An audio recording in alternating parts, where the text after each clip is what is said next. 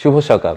গত এক বছর আমাদের দেশ অনেক পরিবর্তনের ভিতর দিয়ে গেছে। আমরা প্রত্যেকেই ইনফ্যাক্ট একটা পরিবর্তনের ভিতর দিয়ে গেছি, মানসিকভাবে এবং আমাদের জীবনযাত্রার ক্ষেত্রে।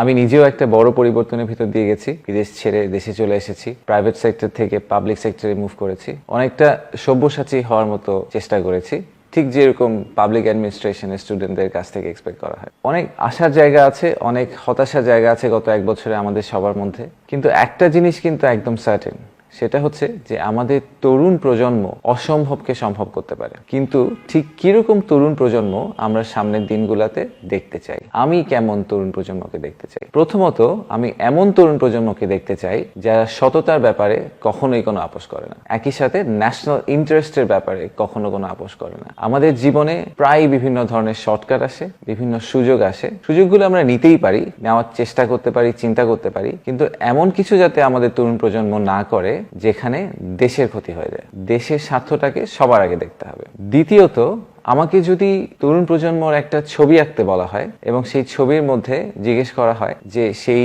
মানুষটা কি হার্ডওয়ার্কিং হবে নাকি সে প্রচন্ড ইন্টেলিজেন্ট হবে, আমি যদি একটা পাই চার্ট আঁকতে চেষ্টা করি, তাহলে আমি বলবো যে সে 20% ইন্টেলিজেন্ট হবে এবং 80% হার্ডওয়ার্কিং হবে। কঠোর পরিশ্রমের আসলে কোনো বিকল্প নেই। তো আমি চাবো যে আমার তরুণ প্রজন্ম এটা জানবে যে তাদের জন্য কঠোর পরিশ্রমটা হচ্ছে একদম প্রাইমারি স্কেল বা মানদণ্ড।